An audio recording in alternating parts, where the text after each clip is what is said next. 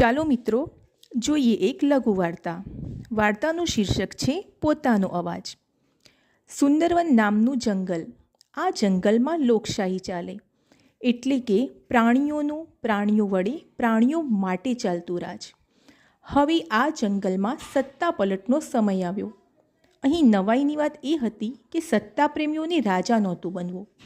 કોઈ એવું મૂર્ખ પ્રાણી જોઈતું હતું કે જે રાજા બને, કારણ કે એ રાજા પોતાની બુદ્ધિથી ચાલી ન શકે, પણ કરેલ દરેક કાર્ય માટે એ રાજાને જ દોષી માનવામાં આવે અને સત્તા પ્રેમીઓનું કામ સરળતાથી થઈ જાય. સાપ મરે અને લાઠી તૂટે નહીં, કંઈક એવું જ સમજો. હવે આ બધા પ્રાણીઓમાંથી એમને એક ગધેડો જ એમના રાજા બનવા માટે યોગ્ય લાગ્યો. ગધેડો રાજા બન્યો. હવે આ ગધેડાને આવડે તો કંઈ નહીં. એના બાપ દાદાએ કદી કોઈ આવું જવાબદારીવાળું કામ કરેલું જ નહીં, પછી આવડે ક્યાંથી?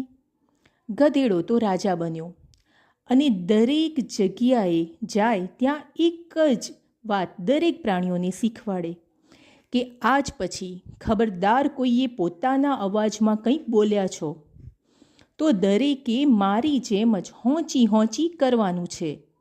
શરૂઆતમાં તો પ્રાણીઓને આ ન ગમ્યું, પણ સત્તા આગળ શાણપણ નકામું.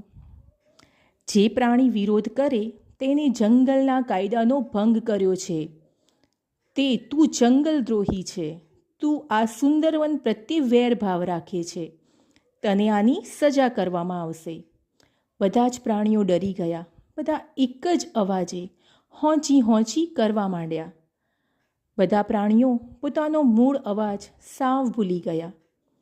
હવે એકવાર બાજુના જંગલમાંથી તે જંગલનો રાજા અને ત્યાંના પ્રાણીઓ ટ્વિનિંગ પ્રોગ્રામ માટે આ સુંદરવનમાં આવ્યા.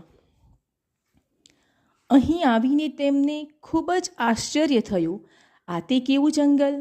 દરેક પ્રાણીઓનો એક જ અવાજ, હોંચી. આ અવાજ તો એક ગધેડાનો છે. તો આ શા માટે બધા પ્રાણીઓ અહીં ગધેડાની જેમ વર્તે છે? અહીં શા માટે કોઈ પ્રાણીની અલગ કે આગવી ઓળખ નથી? શા માટે આ જંગલમાં કોઈને પોતાનો સાચો અવાજ નથી? શા માટે આ જંગલના પ્રાણીઓ પોતાનું મૂળ રૂપ ભૂલી ગયા? શા માટે બધા જ ગધેડા બની ગયા? હવે સમજાયું, આ વન ફક્ત નામનું સુંદરવન છે. હકીકતે આ વન બદસૂરત વન છે, જ્યાં કોઈ પ્રાણીને પોતાનો અવાજ નથી, પોતાની ઓળખ નથી. આવા વનમાં અમારો કોઈ ટ્વિનિંગ પ્રોગ્રામ ન થઈ શકે.